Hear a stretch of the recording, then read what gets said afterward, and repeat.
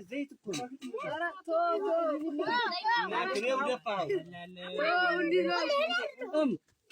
أدم بلا كبر تبلا زنا كمان ديم ترى فارما مرة بينك يا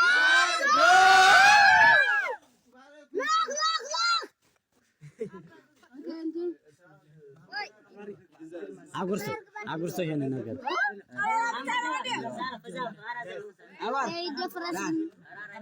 بمان كيد فرسني ما بلا enggak والله ده فرسني لا لا زال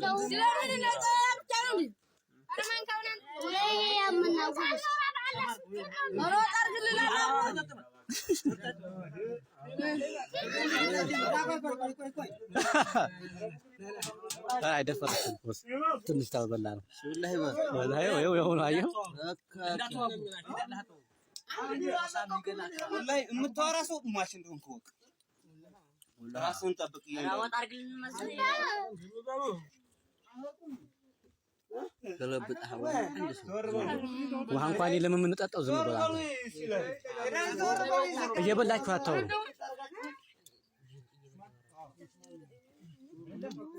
ነገር ገለና ጎበስ እንዴ ያረጋችሁ እስቲ ማውራፍ ነው ወላሂ የኛ ነው ማን ነው ምን ታረጋችሁ ወሽ ጣላልከበት ነው ማነው ዘይት የሚፈልግ ሰው ጀማ አህመድ እንድስናበት ነው ወጣው እንዳለ ወላሂ ባንዴ ማልደፈረሰ እሺ ቆይ አደፍርሶ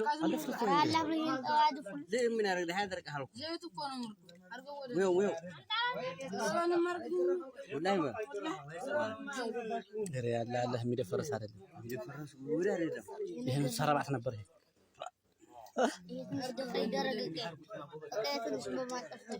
والله هم مرتاح قالوا ليك قلنا እኛ እኮ አንሞትም ግን እንሞታለን እኛ አንሞትም ወይኔ አያችሁት ግን ገጠር ውስጥ እንግዲህ እንደዚህ አይነት ወጥ ነበር የሚበላው አረ ወይኔ ስንቱን ጉድ ችለናል አይታችኋል ግን ዘይቷ አቆናጥልል ብላ ቁጭ የምትለው እንደዚህ አይነት አርጋችሁ ይበላችሁ ትውስታ ያላችሁ እስቲ እጃችሁን አውጡ አሰላሙ አለይኩም ወራህመቱላሂ ወበረካቱ ሰላም ምርጦች ይድራችሁ ለሰላም ናችሁ ያላችሁበት ሰላማችሁ ይብዛ እንግዲህ ዛሬ በገጠር ያሳለፍነውን ትውስታ እስቲ ያንዳንዳችን በነገራችን ላይ ብዙ ነገር በልተን ብዙ ነገር ጠጥተን ያል ጤንነት እንደነበረ ለማስታወስ ያለ ታውቃላችሁ ወንዝ ስር ሄደን ማለት ነው ውሃን ጠጣ ነበር ማንኛውንም ውሃ ፈሳሽ ብቻ ይሁን ምንጭ ማለት ነው ምንጭ እንጠጣለን ምን እናርጋለን ከዛ ግን አንሞትም ታውቃላችሁ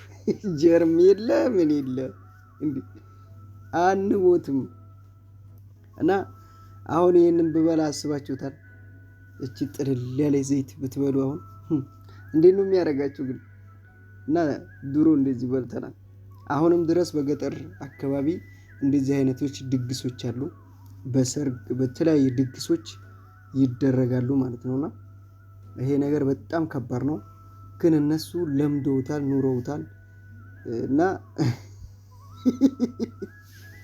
እነዚህ ያደረጉት ደግሞ እንደዚህ ያማሰሉ ማለት ነው ምንም ወጥ እኮ አልወጣ አለ በቃ ዘይቷናት እንዲህ ሲያደርጉ እንጀራው ላይ ዘይቱ ነው የሚወጣው እንዲህ ሲያደርጉ ማለት ነው እና በጣም ነው ያስታወስኩት እኔ ብዙ ጊዜ የበላሁት ነገር ነው እና አሁን እየተሻሻለ አንዳንድ ቦታ ቀርቷል አብዛኛው ቦታ ቀርቷል ሙሉ በሙሉ በማይባልም ግን አለ አንዳንድ ቦታ አሁን እንደዚህ አይነት ቦታ ስትሄዱ እንደዚህ አይነት ወጥ ሊያጋጥማችሁ ይችላል ዘይቷ እንደዚህ ልትሆን ትችላለች በተለይ መረጋ ሲገናኝ እንደዚህ ነው በቃ የሚሆነው አቤት አንዱን ጉርሻ ስትሉት አሁን እኮ ጭንቅላታችሁ ላይ ወጥቶ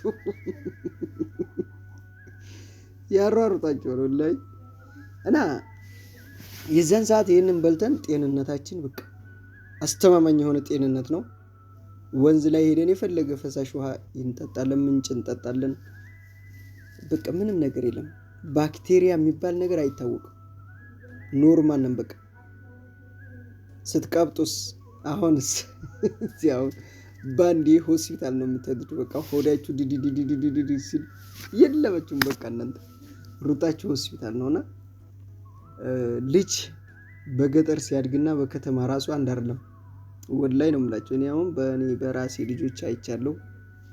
አፈር ከደሜ ነው የሚያስግጠው ልጅ። የምሬ ነው። ምክንያቱም ሳምንት ደህና፣ ሳምንት በሽታ፣ ሳምንት ደህና፣ ሳምንት በሽታ ነው። ልጅ ማለት በጣም ከባድ ነው። ሙሉ ጤንነታችሁን ጠብቃችሁ ማሳደግ በጣም ቢከብድም ግን ገጠር ላይ እንደዚህ አይነት ነገር የለም እንዴ። ድሮ እኮ ሀፋዛ የለም። ሀፋዛ እናውቃለን? የለም። ቆራጣ ጨርቅ ይደረግላችኋል፣ እዛው ላይ ስተኙ ብቻ ነው።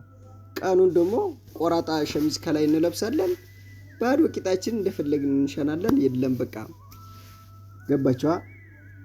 እንደፈለግን ሆነን በጤንነት ውፍረታችን ምናምን በቃ ሐኪም ቤት ምናምን ሆስፒታል መሄድ የለም።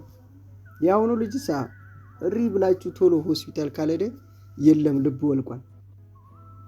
ይሄ ማለት ጊዜው እንትን እየቀረበ ሲመጣ እንትን እያለ ነው ማለት ሰው እኔ እንጃ ብቻ በድሮ ሳስበው ግን ሁሉም በቦታው እንደ ቦታው ይመስለኛል። ሁሉም በቦታው ላይ ያሉት ልክ ናቸው ብዬ አስባለሁ።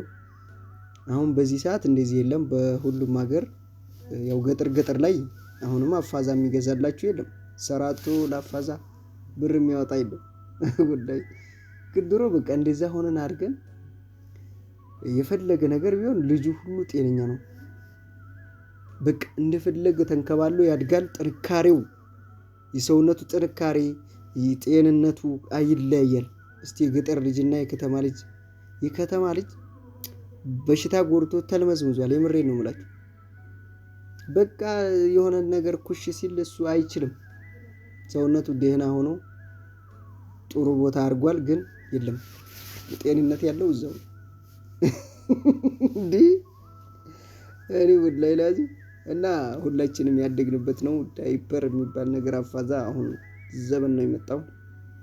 የድሮ አስተዳደግ ስታስታውሱት ግን ይመቻል ነው የምላችሁ። ፍቅር በፍቅር ነው። በሽታ የሚባል ነገር የለም። አሁን ግን ልጅ ታሞ ሆስፒታል ስትሄዱ ማለት ነው በጣም ወረፋ ልጅ ነው ሁሉም አቅፎ ልጅ ሬ ፈጣሪ ያለ እኔ ልነግራችሁ አልችልም። እና በጣም የልጅ በሽታ በተለይ ከባድ ነው። ያኔ እነሱ ጉፋንም ሲይዛቸው ያማቸዋል። ትንሽ ነገር ትኩሳታቸው ሲጨምር ሁሉ ነገር ክትትል ያስፈልጋል። ኦልሬዲ ከባድ ነው ልላችሁ ነው። ግን ገጠር እንዲህ አይነት ነገር የለም። ራሱ ገነፈለ፣ ትኩሳቶች ጨመረ፣ እዛው ይወጣለታል። በጣም ከታመመ በጣም ለምሳሌ ገጠር መድኃኒት አለው። ወላይ የአበሻ መድኃኒት የኛ ማለት ነው ይለያል። በራሱ በባህል መድኃኒት ማለት ነው። የባህል መድኃኒት ሞልተዋል እኮ የሆነ ቅጠል የሆነ ነገር አድርገው የሆነ ፍራፍሬ አድርገው ያበሉሃል። በቃ ሽርሃል። ከኒና ከመርፌ የበለጠ የነሱ መድኃኒት ኃይለኛ ነው። ከዛ ቀጥሎ ደግሞ ምን እንደምላችሁ አላውቅም። በጣም አሟቸው ከነሱ በላይ ከሆነ ነው ሆስፒታል የሚከደው። የዛን ሰዓት ሆስፒታል ሲሄድ ግን ወይ ሽሮ ይመጣል ወይ ሞቶ ይመጣል። በቃ በጣም ካመመው ነው። በቃ ከነሱ ውጭ ከሆነ ነው። ሲጀመር ከነሱ ውጭ ከአበሻ መድኃኒት ውጭ ከሆነ ሊድንም አይችልም።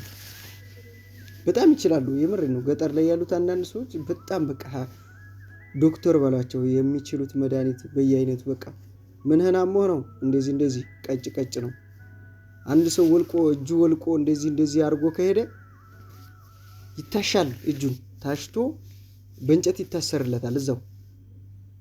ግን ሆስፒታል ስትሄዱሳ ብረት ገብቶበት ምን ተብሎ ተሰፍቶ ምናምን 100,000 200,000 ክፈሉ ተብላችሁ ነው። ገጠር ግን የለም። ቀጥ አድርጎ ይታሰርልሃል። ይብላ ይባላል። ፍየል ይታረዳል። ፍየል ይበላል። በተለያየ መረቅ ይጠጣ። ዶሮ ይብላት ይባላል። በሳምንቱ ነቅቶ አስተካክሎ በቃ ስራ ገብቷል። ይመቻቸው። መመስገን አለባቸው። እና ዛሬ ላስታውሳችሁ ብዬ ነው።